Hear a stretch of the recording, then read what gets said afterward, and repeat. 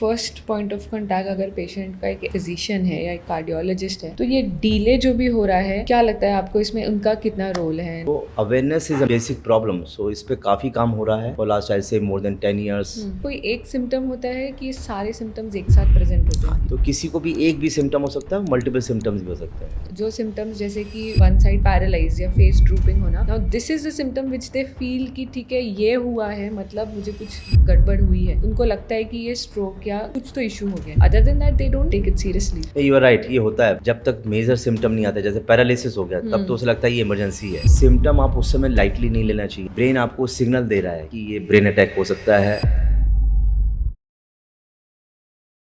तो बस कल ही की बात थी कि मैं अपने दोस्त के साथ बैठ के स्ट्रोक के बारे में डिस्कस कर रही थी और उसने तुरंत ही कहा कि अरे यार, आजकल हार्ट अटैक तो सभी को हो रहा है। लेकिन क्या आपने ध्यान दिया कि इस स्टेटमेंट में एक छोटी सी गलती थी कि स्ट्रोक और हार्ट अटैक दोनों एक ही चीज नहीं है। हार्ट अटैक होता है दिल में और स्ट्रोक होता है ब्रेन में। और यही है कि ये जो कॉमन कंफ्यूजन हर किसी आम इंसान में आजकल मौजूद है, और शायद इसीलिए स्ट्रोक की अवेयरनेस जितनी स्ट्रांग होनी चाहिए उतनी नहीं है। इसी डिस्कशन को एक्सप्लोर करने के लिए आज बियॉन्ड द पिल में हमारे साथ है एक leading neurologist doctor Puneet Agarwal, who is head of unit neurology practising at Max super speciality hospital Delhi. और हाँ, आगे बढ़ने से पहले हमें सब्सक्राइब करना ना भूलिए और हमको इंस्टाग्राम पे फॉलो कीजिए। It's one life by mankind specialities, क्योंकि जिंदगी एक ही है और make the right health choices. So let's start the conversation. सबसे पहले तो वेलकम सर हमारे शो में which is beyond the pill. और हमारा मेन एजेंडा ये कैंपेन या ये अवेयरनेस प्रोग्राम स्टार्ट करने का ये है कि there is a life which is way ahead than only medicine. I mean I understand it's important to take the pills as well, but then what is next? What ahead than it? So in this we bring in guests like you who are really like big names and who can help us and our population to give a right information, and we are empowering them through this. So thanks a lot that you took out your time for us specially and you're here with us today.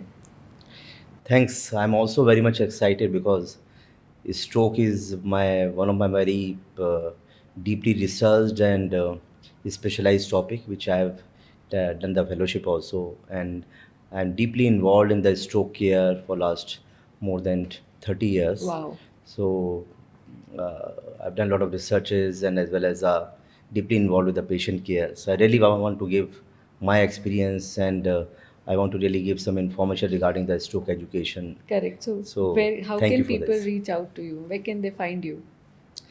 So I'm in principal director in Max Super Specialty Hospital, Saket, New Delhi. Okay. And I'm always there from I'm having no leave, so from Monday to Saturday I'm there. So anybody can come there in Max Hospital, Saket. I'm Lovely. always available throughout the day from 9 to 9. चलो, that's a good news that you're all day present there. Yeah. So जैसे कि अभी आपने mention किया stroke, and आज हमारा topic ही है stroke के बारे में बात करना। तो सबसे पहले तो लेट्स स्टार्ट बाय अंडरस्टैंडिंग कि यूजुअली कोई भी जनरल पॉपुलेशन या किसी भी को, एवरी सेकेंड थर्ड इंसान को भी अगर आप बोलोगे ना स्ट्रोक एक शब्द, तो सबसे पहले तो वो बोलेगा हाँ है, कुछ तो होता है, but they will relate it directly to the heart. They will not understand कि it has something to do with the brain.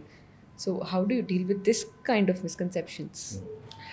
ये आपने बहुत अच्छी चीज़ पूछी because what I've seen is कि many of the patient come to me and having clear cut picture of stroke, but they first go to the cardiologist, they go to Yes. the physician, and then they come to neurologist. जब वो लोग direct करते हैं कि नहीं ये cardiac case नहीं है, ये कुछ और नहीं है, then they come to us and they lost their time.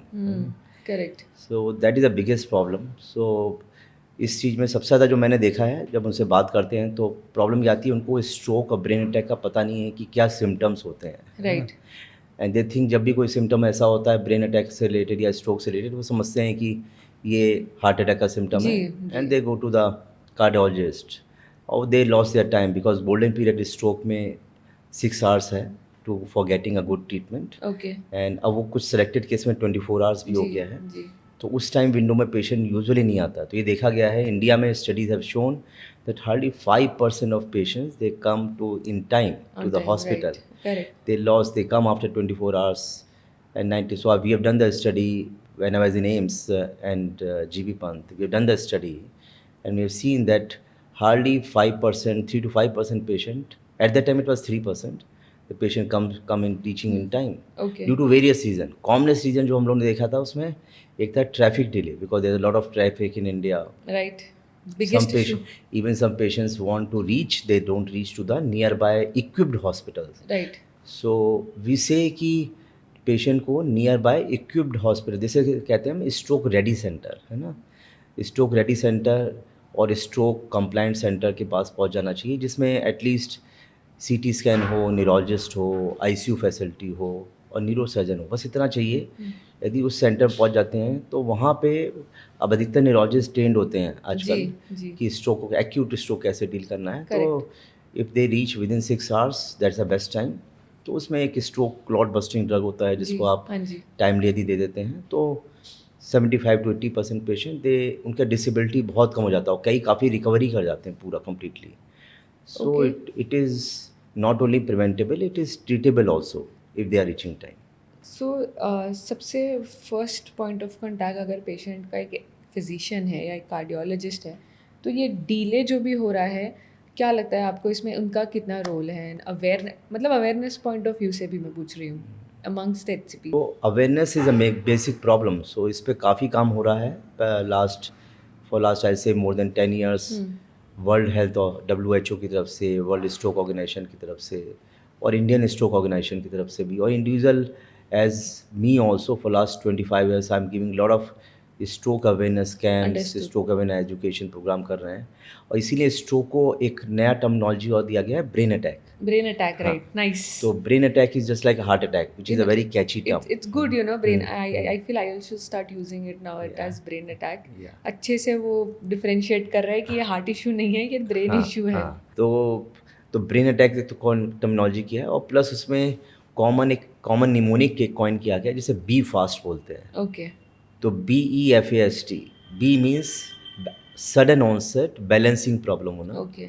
E means sudden onset eye problem होना, कि विजन ब्लर हो गया एकदम से, ओके, या दिखाई देना एक आंख से कम हो गया। F मीन्स फेस का ड्रूपिंग हो गया, एक तरफ फेस टेढ़ा हो गया, है ना। Then A means there is a weakness in the arm और leg. Okay. And S means speech एकदम स्लर हो गया, ओके, कि बोलना एकदम से बंद हो जाता है कुछ लोग का, या बोलते हैं तो स्लरिंग हो जाता है, आवाज़ साफ नहीं आती है। तो यदि ये सिम्टम आते हैं, दैट मीन्स पेशेंट में बी हैविंग एक्यूट स्ट्रोक और ब्रेन अटैक, और उसको nearby stroke ready centre, जैसे मैंने बताया, या एक्यूट हॉस्पिटल में जाना चाहिए immediately within 6 hours from the onset of symptom. जैसे ही रिकोगनाइज हो तुरंत उसको नियर बाय हॉस्पिटल ले जाएं, और वहाँ से फिर जो है, यदि उस पर मतलब जिस तरीके से भी ले आ सकते हैं, ट्रैफिक डिले रहता है तो you have to reach there nearby, don't go to the highest centre, okay, go to the nearby. इसमें यह है कि जितना जल्दी पहुंच सकते हैं उतना बेटर है। ओके, लेकिन फिर ये जो सिम्टम्स जो आपने अभी बताए, ये इनमें से कोई एक सिम्टम होता है कि सारे सिम्टम्स एक साथ प्रेजेंट होते हैं? हाँ, ये अच्छा क्वेश्चन है आपका। तो किसी को भी एक भी सिम्टम हो सकता है, मल्टीपल सिम्टम्स भी हो सकते हैं। तो ये कहा जाता है कि यदि एक भी सिम्टम है out of this be fast, और या मल्टीपल सिम्टम्स भी हैं, लेकिन वो सडन ऑनसेट है, यदि अचानक हो रहा है, that is very very important. तो इसका मतलब स्ट्रोक की मोस्ट लाइकली पॉसिबिलिटी, और फिर नियर बाय हॉस्पिटल जाना चाहिए, मोस्ट लाइकली ये स्ट्रोक है। The importance is because why we are saying is कि, and there is a common mnemonic also use is be fast act fast. So कि यदि आपको कभी भी ऐसा होता है, क्योंकि एवरी सेकेंड ब्रेन में ट्रिलियंस ऑफ नर्व्स हैं, न्यूरॉन्स हैं, और आउट ऑफ दैट तो ये कहा गया कि ब्रेन के यदि न्यूरॉन्स को आप एक से जो अटैच करते हैं तो यू कैन अर्थ का 8 टाइम सर्किल ले सकते हैं। तो एक हर आदमी के ब्रेन में इतनी नर्व्स हैं, न्यूरॉन्स हैं, कि 8 ब्रेन आप अर्थ का सर्किल 8 टाइम ले सकते हैं। So brain is very powerful, very complex. तो उसमें यदि हर मिनट में यदि हम डिले करते हैं तो स्ट्रोक के बाद, तो 1.9 मिलियन नर्व्स वो डेड हो रही हैं हर मिनट में, राइट। तो और हर सेकंड में 32,000 नर्व्स डेड हो रही हैं। तो each second, each minute is important, right. तो जैसे ही हो तभी कहा गया कि एक्ट फास्ट, एंड यदि आप उसको नहीं करोगे तो ब्रेन डैमेज होता रहेगा, उतना डैमेज होता जाएगा। And so that's why there is another terminology which is used for the education purpose, is time lost is brain lost. तो यदि आपने टाइम लॉस किया correct. तो आपका ब्रेन, तो इसके बाद भी आप ट्रीटमेंट लोगे तो उतना डैमेज तो हो जाएगा आपके ब्रेन का, Right. वो रिकवर नहीं करेगा कभी भी। Right right. सो जैसे आपने फेस ड्रूपिंग की बात की, तो ये जो सिम्टम्स है इसमें से ब्लरिंग ऑफ द विजन या फिर इम्बैलेंस फील करना या वन आर्म में थोड़ा वीकनेस फील होना, ये सारे सिम्टम्स फिर भी इतना क्लियरली पेशेंट को नहीं समझ आएंगे कि अब मुझे डॉक्टर के पास जाने की ज़रूरत है। बट जो सिम्टम्स जैसे कि वन साइड पैरालाइज या फेस ड्रूपिंग होना, now this is the symptom which they feel कि ठीक है ये हुआ है, मतलब मुझे कुछ गड़बड़ हुई है, देन ओनली उनको लगता है कि ये स्ट्रोक या कुछ हीमरेज या कुछ तो इशू हो गया। Other than that I don't think they take it seriously. नहीं, यू आर राइट, ये होता है अधिकतर। जब तक मेजर सिम्टम नहीं आता, जैसे पैरालिसिस हो गया, तब तो उसे लगता है ये इमरजेंसी है ना, राइट। तब तो वो जाता है बिल्कुल। Correct. और यदि उसे लगता है, कई बार होता है उनको कि आई में ब्लरिंग हुआ, और होता क्या है स्ट्रोक में सबसे बड़ी प्रॉब्लम क्या है, there certain warning symptoms are there. तो पेशेंट को ब्लरिंग ऑफ विजन हुआ और फिर वो सही भी हो गया after 5 minutes 10 minutes. So patient समझता है कि कुछ नहीं, ऐसे ही हो गया होगा, या फिर कोई कार्डियक इशू हुआ होगा, तो तुरंत कार्डियोलॉजिस्ट के पास चला गया या फिजिशियन के पास चला गया। उसे ये समझ नहीं आता उस समय कि ये ब्रेन अटैक का सिम्टम है, जो आपका सिग्नल, वार्निंग सिग्नल देके चला गया। आप इसको यदि हम पहचान लेंगे टाइम से, तो हम फ्यूचर इवेंट रोक सकते हैं। तो इसीलिए इसको टर्मिनोलॉजी दिया गया है TIA, है ना। तो TIA is equivalent to angina of the heart. Yes. So it's a transient ischaemic attack. Yes. It means कि ट्रांजिएंटली आपके ब्रेन में ब्लड फ्लो रुका है, उससे सिम्टम हुआ आपका कि एकदम से आपका विज़न चला गया, या अचानक आपको लड़खड़ाहट हुई, बैलेंसिंग इशू हुआ, चक्कर आया बहुत तेज़ आपका, जो 5 मिनट्स रहा और फिर सही हो गया, है ना। ओके। तो ये सिम्टम आप उस समय लाइटली नहीं लेना चाहिए हमको, बिकॉज ये सिम्टम ब्रेन आपको सिग्नल दे रहा है कि ये वार्निंग सिग्नल दे रहा है कि ये ब्रेन अटैक हो सकता है, जो अभी ट्रांजेंटली ब्रेन ने कंपनसेट करके सही कर दिया है, लेकिन अगली बार ये ड्रेडेड फॉर्म में आएगा, है ना, तो और ये फिर एक सही ही नहीं बार होगा। होता है कि पेशेंट को ये रिकरेंटली होता रहता है? तो ये जो TIAs होते हैं, ये कई बार एक ही बार सिग्नल होता है, और ये देखा गया है कि यदि उस समय ट्रीट आपने कर देते हो तो 15%, 13-15% चांस, ये बिल्कुल प्रॉपर स्टडीज हुई हैं, 13-15% chance of stroke which can happen in next 1 month, you can prevent it okay. If you treat the TIA immediately at that time.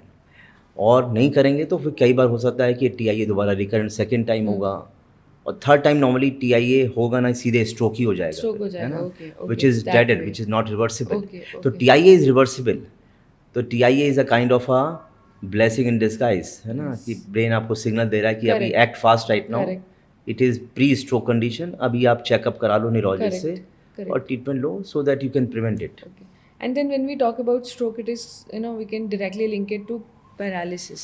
लेकिन ये भी माना जाता है कि if my arm is moving and if my leg is moving and if my face is all okay, that means people don't consider it as a stroke. अधिकतर एक case में यही होता है, जब तक उनके हाथ पैर चलते होते हैं, पावर बनी हुई है, दे कैन वॉक, दे थिंक कि स्ट्रोक नहीं है, ये सिम्टम माइनर सिम्टम है, ब्लड प्रेशर फ्लक्चुएशन से हो Yes, गया होगा। yes. अधिकतर लोग इसको लेबल करते हैं, बहुत लोग कहते हैं कि हमने खाना नहीं खाया था, Yes, कमजोरी आ गई, yes, correct. और उसकी वजह से हो गया होगा। So they attribute this thing to very Correct. Common thing, they don't want to, so they have a denial because they don't understand this is a pre stroke warning symptom. Correct.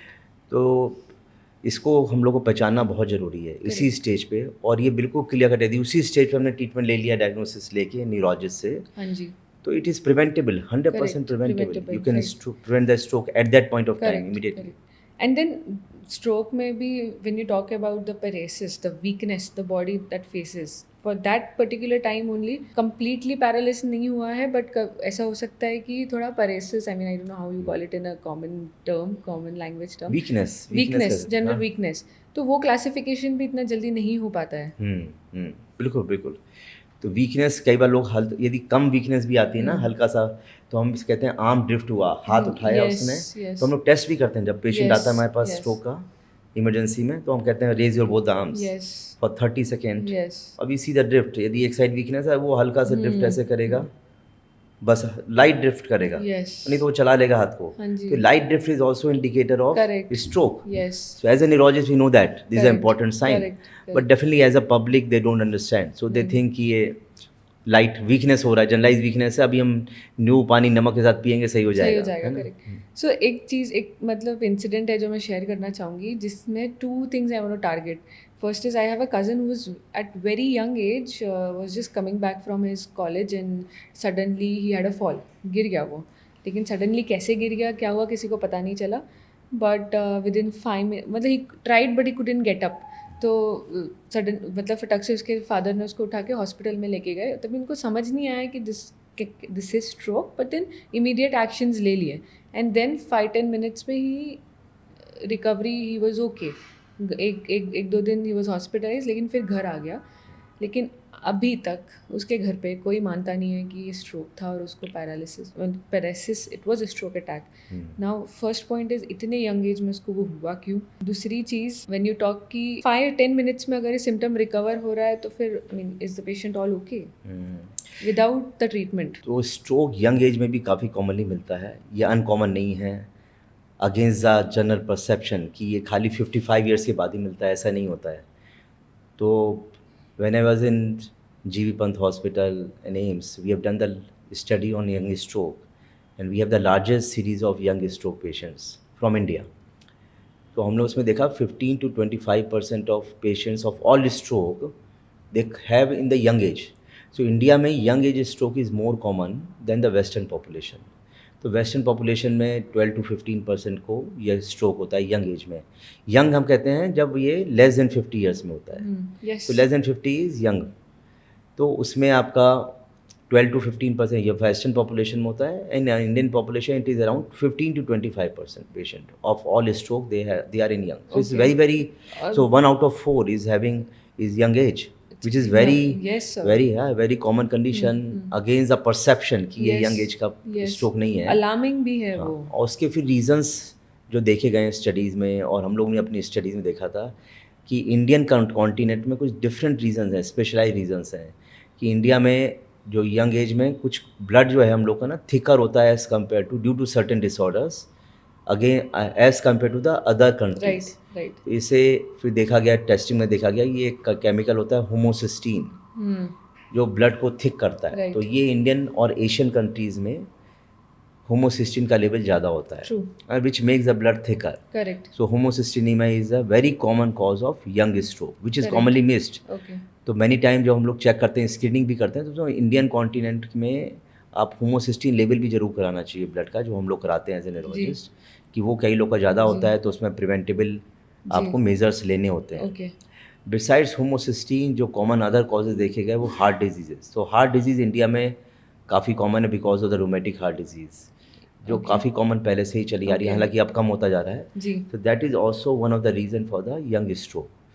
Third common cause जो देखा गया studies में हम लोग ने देखा कि diabetes. तो डायबिटीज, इंडिया वर्ल्ड की डायबिटिक कैपिटल है. India is reaching everywhere first in diseases. तो इन डायबिटिक कैपिटल होने की वजह से डायबिटीज़ यंग पॉपुलेशन में भी काफ़ी कॉमन है. बिसाइड्स दैट अदर रीजंस जो यंग एज में होते हैं, ओबेसिटी. तो आजकल जैसे लाइफस्टाइल हो रहा है सब अधिकतर लोग का, तो कुछ लोग तो definitely they are doing good exercises, they are keeping the body fit nowadays, but many people they are not doing exercises, they are taking junk foods outside, lot of junk pizza, burger, and they don't do exercises, creating obesity. Specially in childhood से India में obesity बढ़ती आ रही है. तो हमारे माननीय प्रधानमंत्री मोदी जी ने भी ओबेसिटी के ऊपर अभी इधर काफ़ी एम्फेसाइज किया है कि हमको जंक फूड नहीं खाना चाहिए और हम लोग को एक्सरसाइज करना चाहिए, जैसे क्योंकि ओबेसिटी बहुत बड़ी प्रॉब्लम है इंडिया में. तो ये भी एक रीज़न है यंग स्ट्रोक होने का. Then lifestyle, bad lifestyle. तो अधिकतर केस में आजकल यही हो रहा है कि शाम को आप सैटरडे संडे तो चलो लोग पार्टीज़ होती हैं और उसमें जंक फूड भी होता है, plus they take lot of alcohol and smoking also. Yes, sir. And that is also one of the reason for the young stroke, especially in India, because this kind of Western lifestyle is increasing in India. True. But without taking any preventable measures. Okay. इसके अलावा काफ़ी चीज़ों में जो अब नए risk factors आ गए हैं यंग स्ट्रोक के, तो हम लोगों ने अपनी स्टडीज़ में भी देखा और लेटर ऑन अब स्टडीज़ में आ रहा माइग्रेन. तो पहले ये नहीं देखा गया था माइग्रेन. तो माइग्रेन और हेडेक. तो migraine is a very common cause of headache, one of the commonest cause of headache. तो migraine is one of the risk factor. It increases the 3 to 5% chances of, if it is not treated well, it can increase the chance of stroke in young. So migraine is a specific different type of disorder Correct. जिसमें कि आपको लगातार recurrent headaches होते हैं लेकिन काफ़ी तेज होते हैं. हाँ. वो हेड के वन पोर्शन में होते हैं यूनिलेटरल. Okay. और हेडेक के साथ में आपको ना कई बार लाइट परसेप्शन आपका फोटोफोबिया जैसे बोलते हैं कि लाइट से एकदम से आपको जी.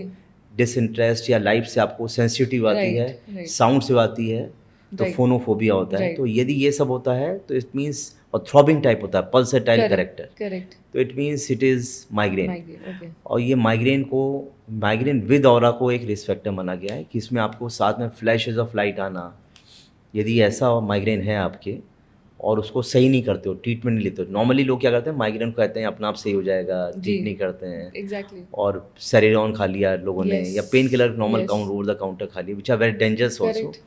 तो वो फिर स्ट्रोक का एक रीज़न बन जाता है. Okay. तो ये यंग स्ट्रोक के रीजंस हैं. इसके अलावा अभी रिसेंटली कुछ और स्टडीज़ ने शो किया है कि आपका जैसे स्लीप एपनिया, तो जो लोग ओबीज होते हैं उनको सांस लेने में प्रॉब्लम होती है, स्पेशली नाइट में वो स्नोर बहुत ज़्यादा करते हैं. और उसमें फिर ब्रेन को, बॉडी को ना ऑक्सीजन, कार्बन डाइऑक्साइड नहीं मिलती है, Okay.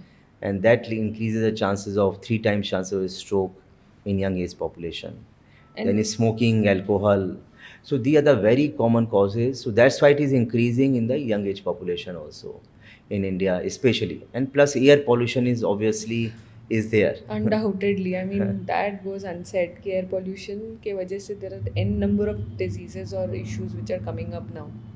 एयर पॉल्यूशन पे तो काफ़ी स्टडीज़ भी हुई हैं. तो ये देखा गया है कि एयर पॉल्यूशन में यदि पीएम जो पार्टिकुलेट मैटर 2.5 होता है, if it is more than 5 microgram पर क्यूबिक मिलीमीटर या इसका रेशियो उससे ज़्यादा होता है, तो ये 3 times स्ट्रोक को बढ़ाता है. ये वेरी वेल प्रूवन स्टडीज़ हो चुकी हैं. इंडिया में अभी नहीं, अभी टाटा लेके करता है, but European and western population में देखा गया है.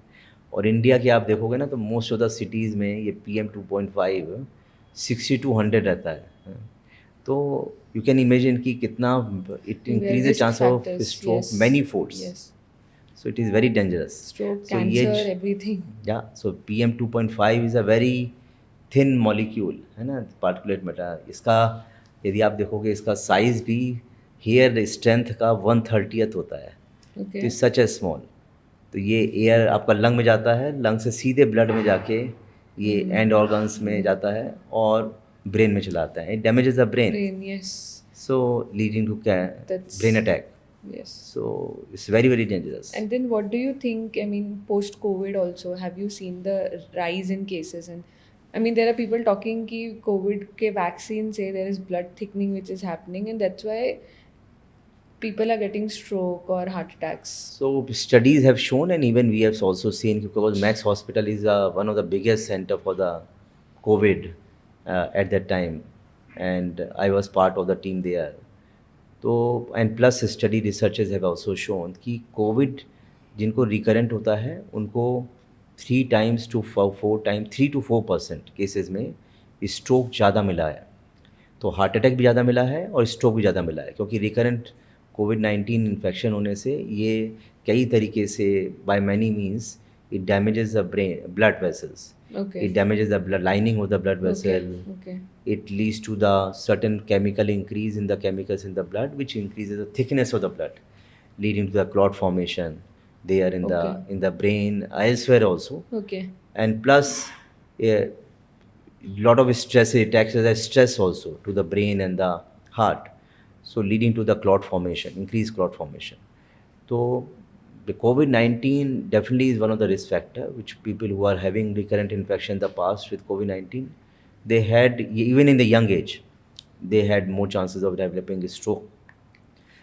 And COVID-19 इन्फेक्शन में जो वैक्सीन लगा है, Yes. उस वैक्सीन से देख के स्टडीज़ में देखा गया उससे स्ट्रोक के चांसेस कम हुए हैं हमारे. Okay, तो वैक्सीन बदनाम नहीं करना Yeah, चाहिए ऐसे. And above all these things, सबसे important factor है stress. Yeah. बिकॉज जिसको इनमें से कोई भी रिस्क फैक्टर प्रेजेंट नहीं है and still if they are getting the stroke, I mean 1000% पूरा ब्लेम स्ट्रेस पे जाता है. अभी स्ट्रेस ऐसी चीज़ है जो ऑब्वियसली खुद से मैनेज नहीं होती है या चाह के भी हम उसको कम नहीं कर पाते हैं, but I think it has a big role to play. You are right. So stress is definitely one of the very big indirect contributor to the stroke. क्योंकि stress की वजह से ही stress and plus sleep deprivation. Yes. तो आजकल क्या होता है जो कॉमन लाइफस्टाइल्स हैं उसमें स्लीप काफ़ी लोग की डिप्राइव्ड है. दे people work up to 2 o'clock in the night, 12 o'clock in the night. And then They get up in the, they have to reach to the office Yes. in time in the morning. Yes. So they hardly sleep 4 hours, 5 correct, hours. correct. Ideal sleep normally young age में तो 6 to 7 hours चाहिए. तो sleep deprivation plus stress factor, they are definitely increasing in the current society, and that is also definitely one of the risk factor Correct. for the stroke. Correct. So अभी तक तो we understood कि stroke क्या है and what are the risk factors and then what are the main reason जिसके वजह से ये होता है. Now coming to the therapy part of it, the treatment part of it, जैसे कि आपने you gave us a very good news कि इट्स कम्प्लीटली प्रिवेंटेबल और इट्स क्योरेबल. तो what are the treatment options available for patients? So stroke के लिए अब काफ़ी रिसेंटली आई से कि since 1995 there is a tremendous change in the treatment has occurred. Before 1995 stroke को बिल्कुल वेरी पैसिवली ट्रीट किया जाता था. सोचते थे कि उसको खाली एस्प्रिन दे दिया, अपने स्टैटिन दे दिया और ब्लड प्रेशर कंट्रोल कर लिया एंड फिर अपना आप सही होगा, वो धीरे धीरे फिजियोथेरेपी कर लो. तो recovery rate was poor. That's why people think कि हाँ स्ट्रोक एक बार हो गया तो अब तो कुछ हो नहीं सकता है. But why is it that? Is it कि स्ट्रोक में ब्लड प्रेशर बढ़ता है and then you get stroke? Is it that way? तो स्ट्रोक के रिस्क फैक्टर जैसे हमने बताए थे अभी, तो जैसे डिस्कस किया, तो सबसे कॉमनेस्ट यदि एडल्ट पॉपुलेशन को भी इंक्लूड करते हैं तो commonest risk factor is high blood pressure. तो जिसको भी हाई ब्लड प्रेशर है उसको स्ट्रोक होने के चांसेस बढ़ जाते हैं. बिल्कुल 5 टाइम्स रिस्क होता है यदि हाई ब्लड प्रेशर है, स्पेशली सिस्टोलिक ब्लड प्रेशर जो अपर वन होता है. Yes, तो systolic is upper one, yes. Diastolic lower one. The systolic is high, that is again 5 times risk बढ़ जाता है उसको स्ट्रोक होने का. और कई Okay. बार उसमें ब्रेन हेमरेज भी हो सकता है, ब्रेन में क्लॉटिंग भी हो सकती है, and which can be fatal also. So besides the blood pressure, diabetes, as I told you, cholesterol, high cholesterol is very very important risk factors. Okay. Smoking, alcohol in the increased quantity. So they are the very common risk factor which are preventable, which are modifiable, Understood. and they can be controlled. And sleep apnea. Yes. So they are the preventable and the modifiable risk factor. They इसीलिए should be statin. controlled very strictly in any patient. Correct. So that's why we say the stroke is preventable. So इसीलिए statin and aspirin पहले choice of drug था. Yeah. So that's why it was a choice of drug before 95. But 1995 के बाद से एक landmark paper आया जिसमें कि देखा गया कि जो पेशेंट शुरू में आया 3 आवर्स के अंदर आते हैं from the onset of symptom, उनको एक क्लॉट बस्टिंग ड्रग TPA कहा जाता है जैसे TPA. Okay. तो उसको यदि हम देते हैं तो उससे पेशेंट का recovery rate is very fast and within 3 months अधिकतर पेशेंट मूवेबल हो जाते हैं. They are not bed bound, they can walk. Okay. So that was a remarkable landmark study which has changed the whole scenario Nice. of the Nice. stroke management. Nice. उसके बाद काफ़ी नई drugs आती चली गई. उसके बाद जैसे TPA आया, फिर अब टेनेक्टिप्लेज एक ड्रग है. तो TPA को आप 1 आवर में आप देते हो इन्फ्यूज़न. टेनेक्टिप्लेज को बोलस आप दे सकते हो विद इन सेकेंड्स, Okay. है ना. तो that is also equally effective. वो रिसेंटली इंडिया में अप्रूव भी हो चुका है, ऑल ओवर वर्ल्ड भी अप्रूव होगा Okay. Okay. क्योंकि इसको आप दे सकते हो एक्यूट स्ट्रोक में.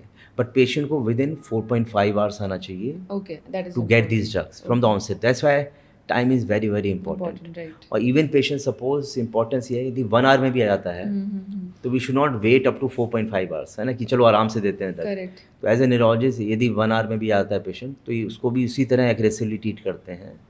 तो there is entity known as a door to needle time, कि पेशेंट जैसे ही डोर में एंटर किया हॉस्पिटल के और कब तक हमने वो इंजेक्शन दिया, it's called DNT, door to needle time. Okay. तो वी मेज़र, तो किसी भी हॉस्पिटल की एफिकेसी इसी से मेज़र होती है कि वो हॉस्पिटल कितना एफिशिएंट है. Correct. तो in Max hospital I publish in data in European stroke conference also earlier about 7-8 years back, 8 years back. तो our door to needle time was ranging from 22 to 38 minutes from the Nice, onset of nice, symptoms. And the recommendations are it should be less than 1 hour. Okay. तो 1 hour में, less than 1 hour में patient आता है, आप उसका examination करो, CT scan करो या MRI करो एंड न्यूरोलॉजिस्ट चेक करे, उसके बाद आप इंजेक्शन दे दो. So that should be very fast Max Hospital without is any. really lucky to have you. तो I we must say have that. stroke team also there Right, who can right. do the things. तो stroke code alert एक होता है जिसमें जैसे ही stroke आता है पूरी टीम एक अलर्ट हो जाती है, उसको कोड चला जाता है, मैसेज चला आता है, दे ऑल आर अलर्टेड कि the Okay. Patient has come, you are be ready, and then patient को एग्रेसिवली तुरंत इमीडिएटली हर डॉक्टर न्यूरोलॉजिस्ट मेजर कर चेक करता है, फिर then immediately that drug is given if it is indicated. So that is one drug. Besides that the newer other therapies are there कि यदि patient 4.5 hours के बाद आता है तो आप कैथेटर के थ्रू आप कैथेटर यहाँ इंट्रोड्यूस करते हो और अंदर से आप क्लॉट को ड्रैग कर लेते हो. Okay. इसको मैकेनिकल थ्रोम्बेक्टमी बोलते हैं. Okay. So that is also a newer advances in medical treatment Okay. for stroke, and which is very very effective, especially patient जिनको जो लेट आते हैं उसमें mechanical thrombectomy is very good option. Correct. और जिनका clot या बहुत बड़ा होता है, बड़ी वेसल में होता है, उसमें फिर अकेला इंजेक्शन काम नहीं करता, then you have to give the mechanical thrombectomy. So they are the newer therapies which have really changed the whole scenario and outcome of stroke. That's why we now start saying it is treatable. Correct. जबकि पहले नहीं कहते थे before 95. इसके अलावा medicines, oral medications भी काफ़ी नई नई आ गई हैं. तो उसमें जैसे पेशेंट को कई बार ये क्लॉट क्या होता है, हार्ट से ब्रेन में चला आता है, तो इसे हम लोग मेडिकल लैंग्वेज में बोलते हैं एम्बोलिक स्ट्रोक. Okay. कि यहाँ से हार्ट में चला गया और उसका रीज़न होता है हार्ट रेट बीच में, नॉर्मल हम लोग का हार्ट रेट रेगुलर ऐसे बीट कर रहा है जी. 60 to 100 बीट्स पर मिनट पे, जी. एंड अचानक वो इरेगुलर होता है हाँ. फ्यू सेकेंड के लिए, फिर नॉर्मल हो जाता है. Okay. तो this is called atrial Yes. Fibrillation. Yes. So that is very very important thing जो पहले इतना डिटेक्ट नहीं हो पाता था. तो एट्रियल फिब्रिलेशन यदि डायग्नोज आता है तो उसके लिए नई ड्रग्स आई हैं, ओरल टैबलेट्स हैं which are very very effective and which can control the which can prevent the stroke, कि Okay. फ्यूचर में स्ट्रोक नहीं हो, very effectively without any complication. पुरानी ड्रग से ब्लीडिंग बहुत होती थी, इफेक्टिव नहीं, एफिकेसी correct. कम थी. इन ड्रग्स की एफिकेसी बहुत ज़्यादा है और they are very very safe drug. So they are the very new things which have come recently now, Okay. and which can be used, which should be used in all these cases. So now that so many advancements are already there and we are lucky enough to get ourselves treated and get ourselves cured, but then talking to the relapse part of it, एक बार अगर किसी को stroke या paralysis या Bell's palsy like facial paralysis भी होता है तो उनको ये मेडिसिन जो है ये लाइफ लॉन्ग कंटिन्यू रखनी है ताकि ये वापस ना हो. इज इट दैट वे? हाँ, ये काफ़ी अच्छा आपने सवाल पूछा, बिकॉज अधिकतर हम लोग ना प्रिवेंशन की बात करते हैं जिस पर काफ़ी लोग बोलते रहते हैं. जी. लेकिन स्ट्रोक के बाद क्या करना चाहिए इस जी. पे जी. काफ़ी कई बार डिस्कशन सब जी. लोग कम करते हैं. तो स्ट्रोक जब भी आता है उसके बाद रिकरेंस का चांस होता है, as I told earlier also, कि यदि प्री स्ट्रोक कंडीशन जैसे TIA होता है तो वो तो रिकरेंट होता है, यदि उसको ट्रीट नहीं करते हैं तो 100% ट्रीट रिकरेंट होता है और कई बार वो full blown stroke, very dead stroke में कन्वर्ट हो सकता है. तो उसको तो बिल्कुल जैसे ही पेशेंट डायग्नोज हो उसको तुरंत ट्रीट करना चाहिए. और जब स्ट्रोक यदि डायग्नोज हो जाता है, एक बार किसी को स्ट्रोक हो गया, उसके बाद प्रॉपर ट्रीटमेंट में सारे रिस्क फैक्टर कंट्रोल करने बहुत ज़रूरी है. यदि उसको कंट्रोल नहीं करेंगे तो रिकरेंस का chance despite taking medicine is very high. Okay.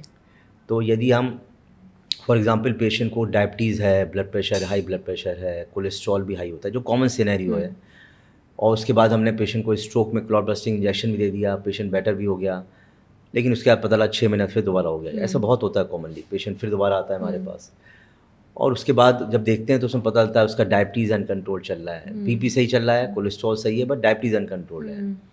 और that is reason is because we are not strict to our diet, है ना. करेक्ट. तो डाइट में थोड़ा लूज गड़बड़ किया आपने, एक्सरसाइज प्रॉपर नहीं किया, तो उसमें स्ट्रिक्ट क्राइटेरियाज हैं कि आपका शुगर लेवल क्या रहना चाहिए, HbA1c 3 मंथ कितना होना चाहिए, लेस देन 7 होना चाहिए. तो यदि इसको फॉलो नहीं करोगे, कोई भी एक रिस्क फैक्टर आप फॉलो नहीं किया आपने, तो दोबारा होने का चांस हो जाता है. बढ़ जाता है. और ऐसे में तो कभी कभी पेशेंट मेडिसिन भी बंद कर देता है, ये भी होता है कि मेडिसिन ले रहा कहता है कि हम लोग हालांकि काउंसिल करते हैं कि लाइफ लॉन्ग मेडिसिन हैं. ओके. जब भी एक बार इस्चेमिक स्ट्रोक होगा या हेमरेजिक स्ट्रोक ब्लड प्रेशर की वजह से हो, ये लाइफ लॉन्ग मेडिसिन है, उसको लेना ही लेना है. लेकिन कई बार क्या होता है पेशेंट 6 महीने बाद बिल्कुल नॉर्मल हो गया, वो कहता है ठीक है अब जरूरत क्या है. मतलब यंग इंडिविजुअल्स में अक्सर ये होता है कि वो छोड़ देते हैं दवाई लेना. या तो यंग इंडिविजुअल काफ़ी कॉमन होता है, वो कहते हैं अब तो मैं बिल्कुल हेल्दी हो गया, अब कोई ज़रूरत नहीं है, they stop the medicine. And after 1 year, बहुत बार हुआ है ये पेशेंट कि आपका 1 ईयर के बाद दोबारा पेशेंट आता है और उससे ज़्यादा डेड स्ट्रोक लेके आता है. ओके. और रीज़न ये होता है कि उसने मेडिसिन बंद कर दिया और उसके बाद फिर दोबारा स्ट्रोक हो गया. उसमें रिस्क फैक्टर वही होते हैं जो पहले वाले थे, बट अनकंट्रोल्ड थे उसके, जो ध्यान नहीं दिए.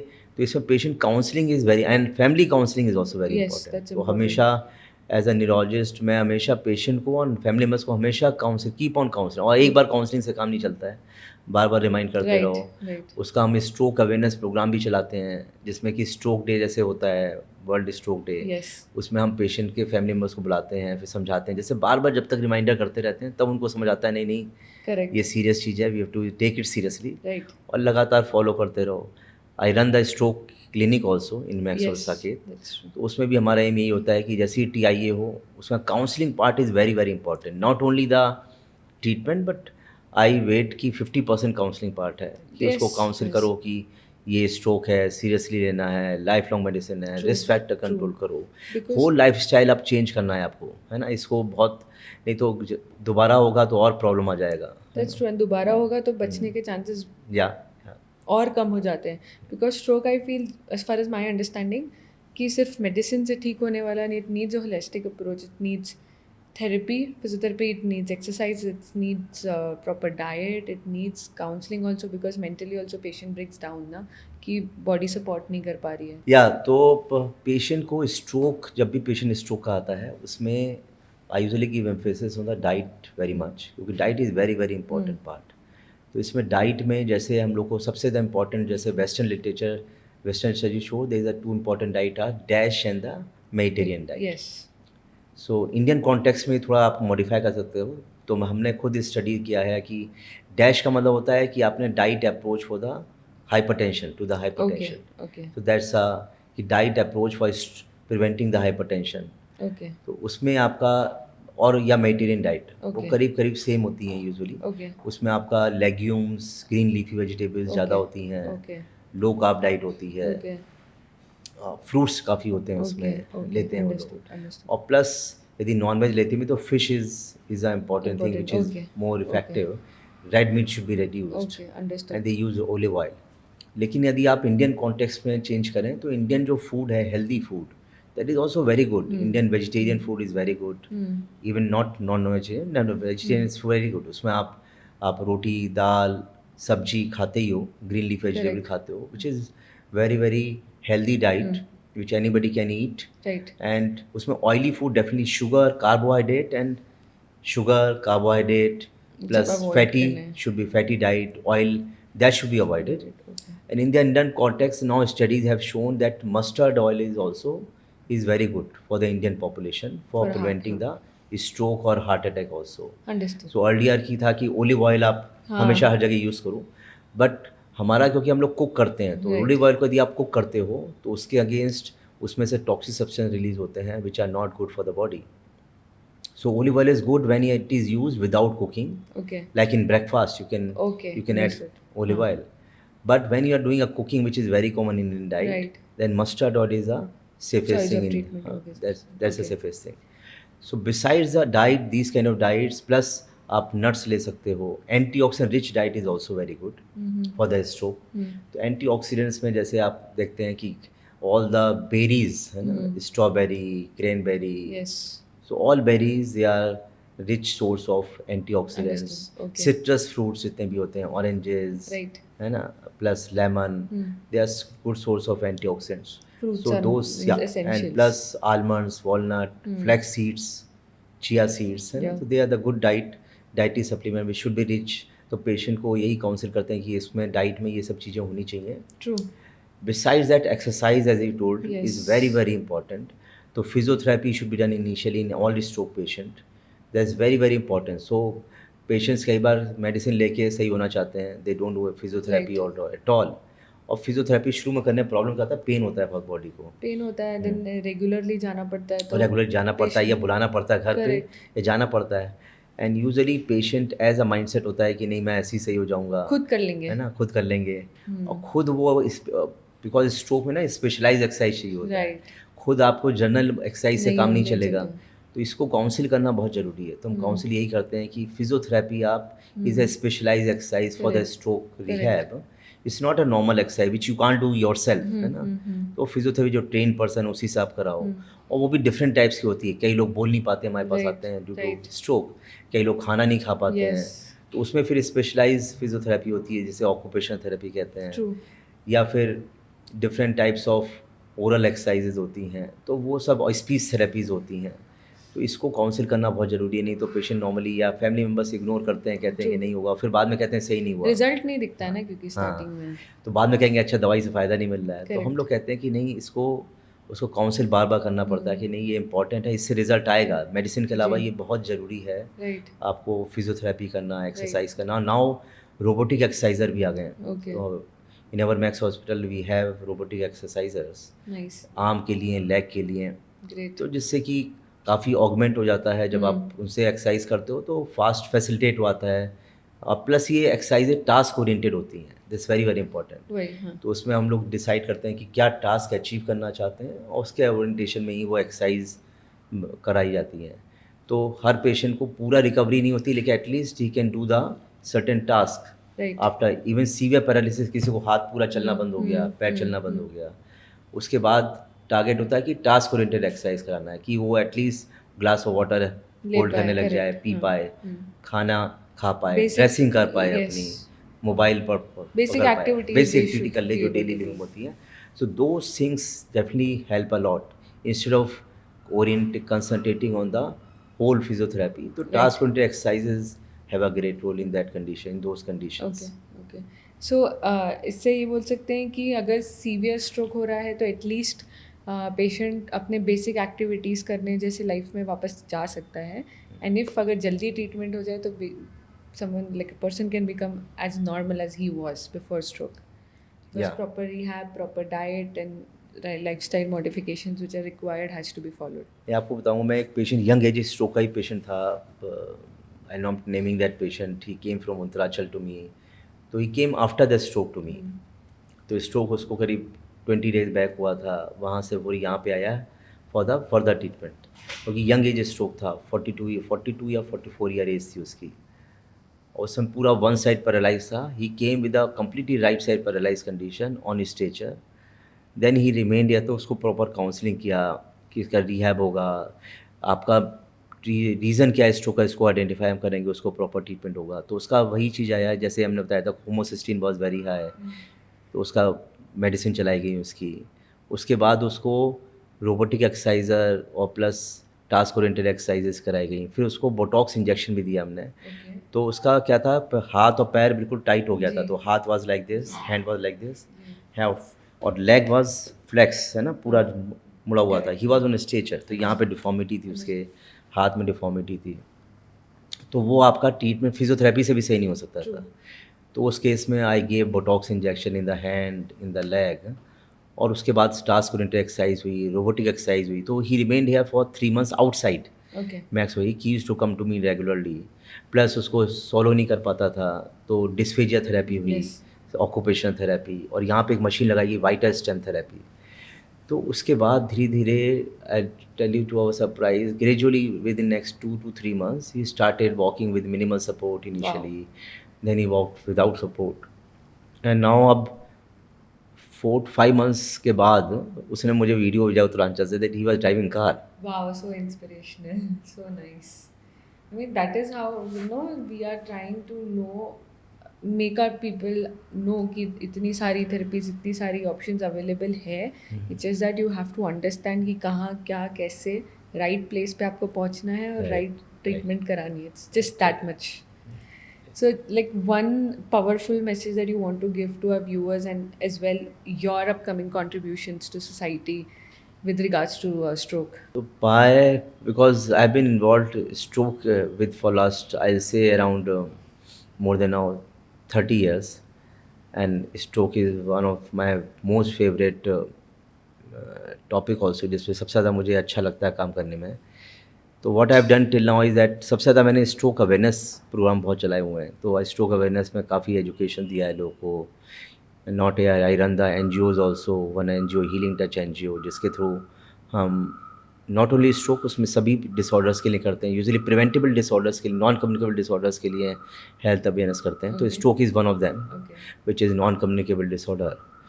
तो उस पर करते हैं, पब्लिसिटी करते हैं, मतलब उस पर आपका हेल्थ अवेयरनेस कैंप लगाते हैं, प्लस उसको ट्रीटमेंट जो नहीं ले सकता उसको ट्रीटमेंट दिलवाते हैं।